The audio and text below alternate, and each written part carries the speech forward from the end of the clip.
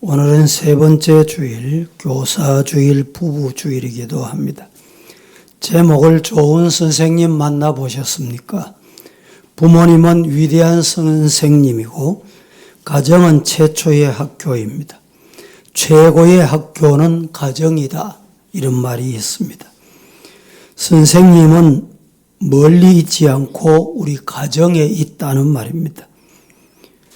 선생님은 학교도 있고 좀 잘하면 대학교도 있고 대학교 가면 교수님도 있고 우리 선생님들이 교회 오면 또 주일학교에 학생을 가르치는 선생님도 있습니다. 광의적인 면에서 보면 자연과 사건을 통해서 갖가지 메시지, 이 모든 것이 우리의 선생님일 수 있다는 것을 우리는 기억해야 합니다. 첫째, 좋은 선생님은 예수님입니다. 시작. 오늘 12절 13절 말씀에 저희 발을 씻기신 후에 옷을 입으시고 다시 앉아 그들에게 이르시되 내가 너희에게 행한 것을 너희가 아느냐 이렇게 물으시고 너희가 나를 선생이라 또는 주라 하였으니 너희 말이 맞다, 옳도다, 내가 그러하다, 내가 너희 선생님이다 이 말입니다. 세상적인 성공의 기준에 의하면은 예수님은 실패자입니다. 사람의 기준으로 보면 좋은 선생님이 아닙니다. 탄생은 귀족적이 되지 못해 실패했습니다. 장차 유명해질 희망이라고는 어느 구석을 봐도 보이지 않았습니다. 예수님은 교육을 받으시는데도 실패했습니다. 예수님은 초등학교 문 앞에도 가보지 못하신 분입니다. 예루살렘 못바탕의 신학도 예수님은 공부하지 못했습니다. 그 당시에 바리새인들, 서기관들, 제사장들 그런 훈련도 전혀 받지 않으셨습니다. 더 나아가서 아무 논문을 쓴 적도 없고 논문을 쓰는 방법도 배우신 적이 없습니다. 여러분, 대학을 졸업하고 대학원을 졸업하고 박사학위를 받으려고 하면 논문을 씁니다. 이 논문을 쓴다니까 여러분도 그냥 논문 쓰면 되겠거니? 아닙니다. 석사학위를 받으려고 하면 논문 쓰는 방법을 한 학기 배워야 돼요. 한 학기 수강합니다. 그래야 논문을 바로 쓸 수 있어요. 그러나 예수님에게 배운 사람마다 완전한 변화와 놀라운 행복을 체험했다. 믿습니까? 성질이, 우리 경상도 말로 성질, 이 성질이 더러운 제자가 있었습니다. 아주 급한 베드로를 예수님이 어떻게 교육시키셨기에 교회 반석이 됐냐 이 말입니다. 우리의 아들 요한을 사랑의 사도로 예수님은 만드셨습니다. 예수님에게 영향을 받은 사람들은 후에 그분에 대해서 거대한 분량의 성경책을 기록하고 우리에게까지 지금 전달되고 있습니다. 예수님은 우리 인생의 유일한 좋은 선생님이십니다.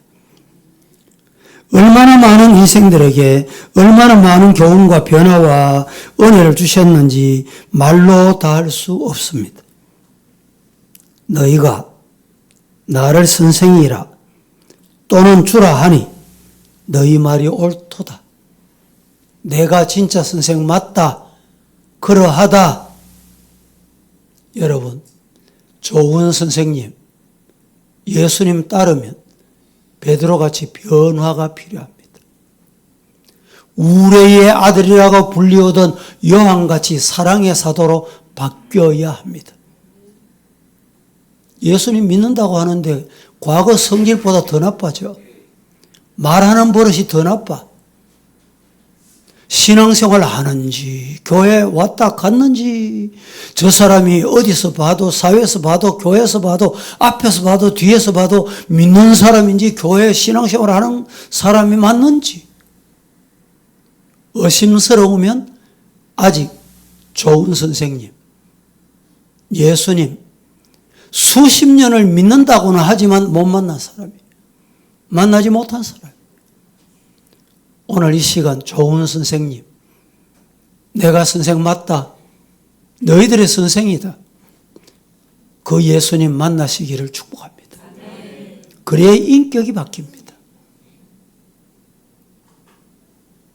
우리 주변에 인격적으로 신앙적이지 못한 사람들이 참 많은 시대입니다. 안타까운 일입니다. 왜 그럴까요? 오늘 말씀에 비추어 보면 예수님 형식적으로 믿었다. 그저 교인으로, 종교인으로 교회 왔다 갔다 한 것뿐이기 때문에 그런 것입니다. 사람으로 선생을 삼는다면 실망할 수밖에 없습니다. 물론 예수님 닮은 선생이라면 실망하지 않고 진정으로 교육의 가치를 발휘할 수 있을지 모릅니다. 오늘날 목회자나 교사나 부모나 교회 직분자들이 정말 좋은 선생님일까? 마가복음 1장 21절 말씀에 이렇게 말합니다. 그들이 가버나움에 들어가니라. 예수께서 곧 안식일에 회당에 들어가 가르쳤다 말씀을 합니다. 그런데 그 가르치는 것이 어떠했을까요? 그 가르치는 것이 권세 있는 자와 같지 않고 권세 있는 자와 같고 서기관들과 같지 않다. 세상 사람과 예수님 만나지 못한 사람들, 그저 율법적으로 문자적으로 문장을 알아서 외워서 가르치는 이들과 다르더라 이 말입니다.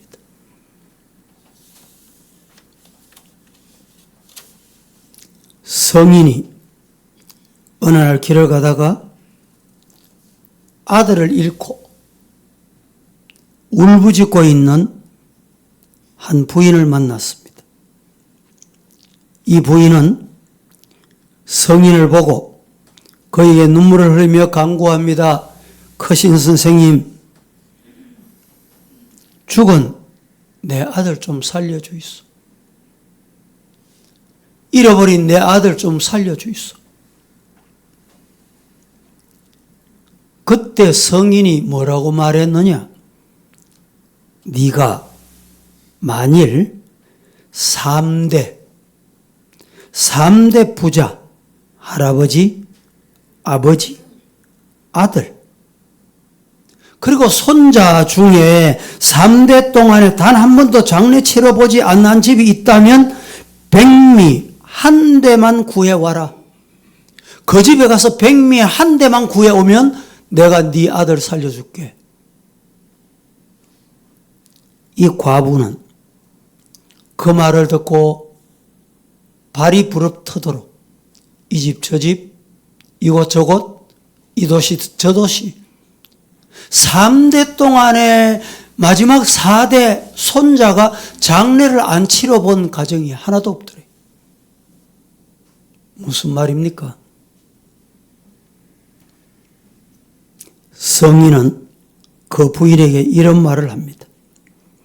사는 집마다 임하고 사람마다 당하는 일이니 네 홀로 애통해야 할 것이 없다. 우리나라는 뭐 사고 나서 뭐 생명을 잃은 것도 안타까운 일이죠. 그런 일이 없어야 되죠. 그런데 그런 사건, 사고 이후에 나타나는 현상을 보면 기가 찹니다. 세상이 요란합니다.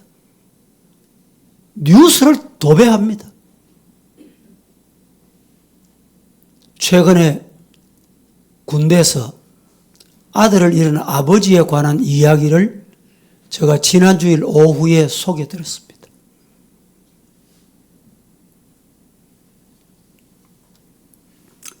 베드로가 성전 미문에 앉아있는 걷지 못하는 사람, 과거 성경은 안전뱅이라고 했습니다.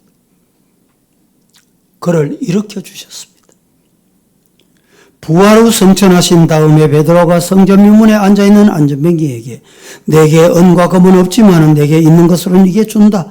나사렛 예수 그리스도 이름으로 걸어라. 예수님의 말씀, 교훈에는 무한한 놀라운 능력의 권세가 있다. 믿습니까? 이 영적인 교훈의 가르침은 다른 일에서는 구원을 얻을 수 없나니 천하 인간이 구원 얻을 만한 다른 이름을 우리에게 주신 일이 없음이니라. 그렇습니다. 다른 것 찾아서 두리번거리면 시간 낭비입니다. 물질 낭비입니다. 인생 낭비입니다. 구원 얻을 수 있는 길은 오직 하나, 예수 그리스도밖에 없다. 믿으시기를 축복합니다. 요한복음 14장 6절 말씀에 이렇게 말합니다. 내가 곧 길이요 진리요 생명이니 나로 말미암지 않고는 아버지께로 올 수 있는 자 아무도 없다. 예수님의 말씀은 길을 찾는 교훈이 아니라 길 그 자체입니다. 진리를 추구하는 교훈이 아니라 진리 그 자체입니다. 착각하지 마세요. 오해하지 마시기 바랍니다. 생명을 찾는 교훈이 아니라 생명 자체입니다. 그래서 성경을 바로 알아야 돼요. 바로 믿어야 돼요.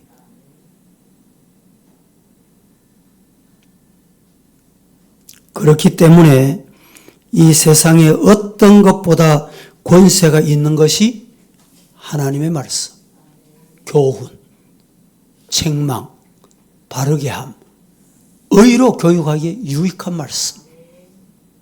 뭐가? 예수님의 말씀, 하나님의 말씀.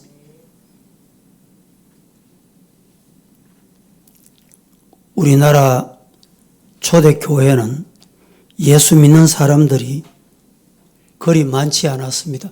지금은 프로테스트 정확하게 알 수 없지만 많을 때는 25%, 적을 때는 20%, 지금은 20% 전후쯤 됩니다. 기독교인이. 우리 초대교회 당시에는 기독교인이 몇 명이? 0.3%. 3%도 아니고 0.3%였습니다. 그런데 사회에 영향력이 있었습니다.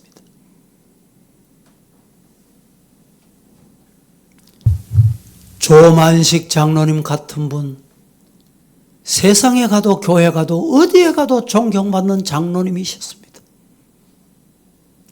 김익두 목사님, 앞서간 주기철 목사님, 생명 넣어놓고 목회하고 순교당하는 존경받는 분이었습니다.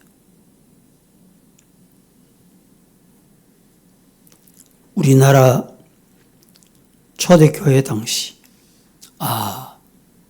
그래, 저 사람은 진실해, 저 사람 믿으면 돼.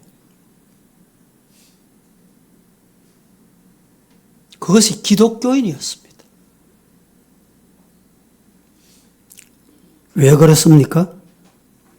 참 스승이신 예수님을 만났기 때문에 그렇습니다. 여러분, 좋은 선생님,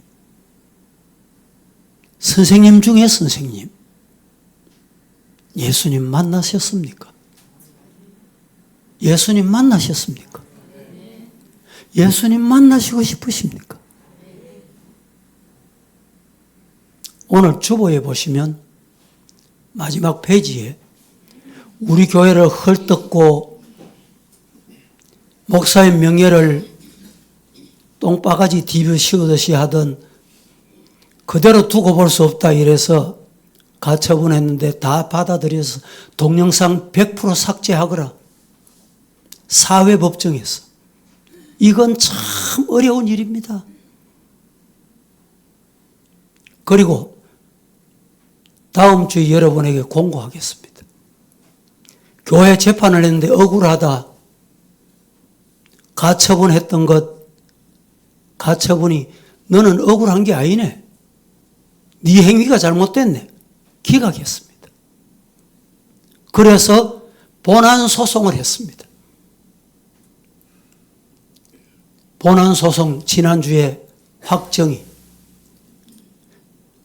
가처분과 똑같이 네가 잘못했네. 네가 그 교사에 맞네. 왜 목사를 네가 좌우지하려고 그래? 목사를 왜 쫓아보내려고 그래? 성도가 이럴 수 있냐 말이죠. 저도 한 2년 반 동안에 고통의 시간을 보냈습니다. 거기에 붙었거나 거기에 동조했거나 거기에 음성적으로 했던 사람을 회개해야 돼요. 다 회개해야 돼요. 교회를 얼마나 어지럽게 했습니까? 성전 건축을 얼마나 지연시켰습니까? 왜 이런 일이 일어나느냐? 교회는 다니는데 직분은 받았는데 참 선생님, 좋은 선생님을 못 만난 사람들이 예수님 안 만나면 이런 일이 여러분 오늘로 끝날 줄 압니까? 여러분 곁에도 이런 일이 없을 줄 압니까?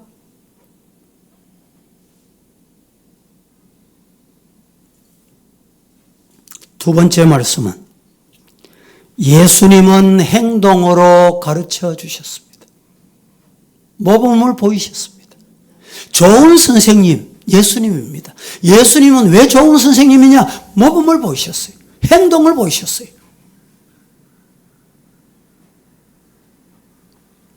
오늘 14절, 15절 한번 합독하겠습니다. 14절, 15절 시작. 내가 주와 또는 선생이 되어 너희 발을 씻었으니 너희도 서로 발을 씻어주는 것이 옳으니라. 내가 너희에게 행한 것 같이 너희도 행하게 하려 하여 본을 보였노라. 여러분, 자식에게 본을 보이고 늦게 믿는 우리 후배 성도들에게 본을 보이고 장로는 본이 돼야 되고 집사는 본이 돼야 되고 권사는 본이 돼야 돼.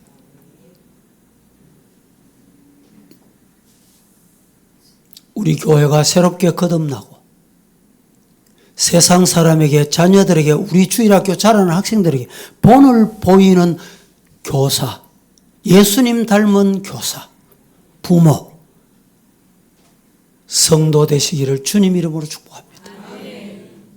사람 안 보면, 사람 안 들으면 여러분 내 마음대로 해도 됩니까? 다 시간이 되면 다 나온다니까. 다 나온다니까. 채 2년 안 지나니까 다 나오잖아요. 다 나와. 더러운 짓 한 게 다 나오잖아요. 거기에 따라다니고 동조한 사람도 적지 않습니다.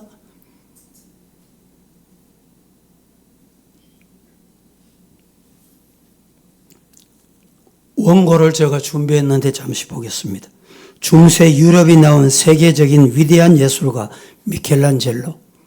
그는 조각을 위해서 태어난 사람이라고 해도 틀림이 없습니다. 30이 되기 전 피에타 다비드상을 조각하게 됩니다. 30세 초반이었을 때 교황 율리우스 2세가 바티칸에 있는 시스틴 성당 천장 그림을 그리라. 부탁을 받고 명령을 받습니다. 30대에 4년 동안이나 교회 천장에 매달려서 창세기에 나오는 9장면에 등장하는 400명이 넘는 인물들을 그렸습니다. 그리기 시작했습니다.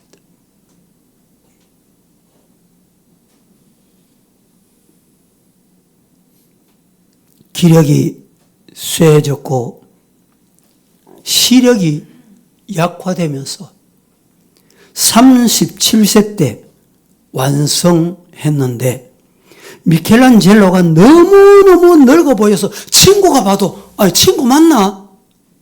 니 왜 이렇게 늙었어? 이 정도였습니다.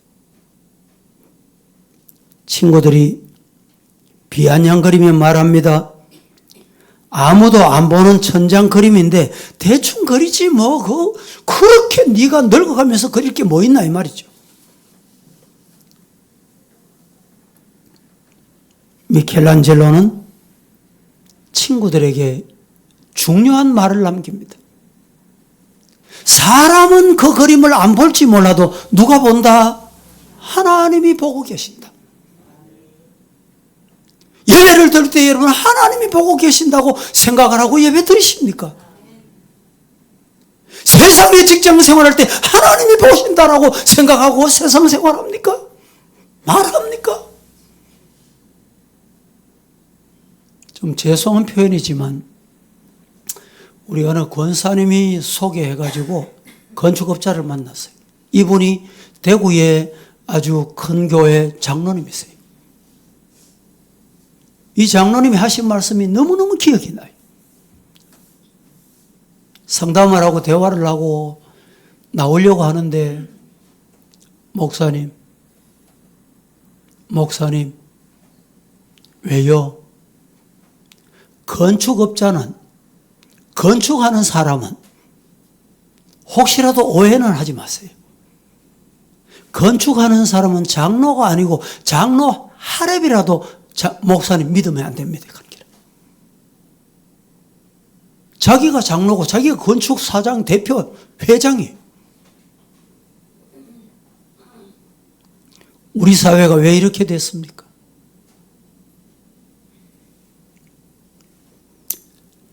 여러분, 사람은 안 봐도, 사람은 안 들어도, 누가 들어요? 하나님 듣고. 누가 봐요? 하나님 보고 계세요. 기도하겠습니다. 거룩하신 하나님, 어지럽고 혼란한 세상, 어느 것이 참인지, 어디로 가야 하는지, 갈 바를 알지 못하는 오늘의 시대에 좋은 선생님, 예수님을 만나서 우리 인생의 여정이 달라지게 하옵소서. 예수님의 이름으로 기도합니다. 아멘.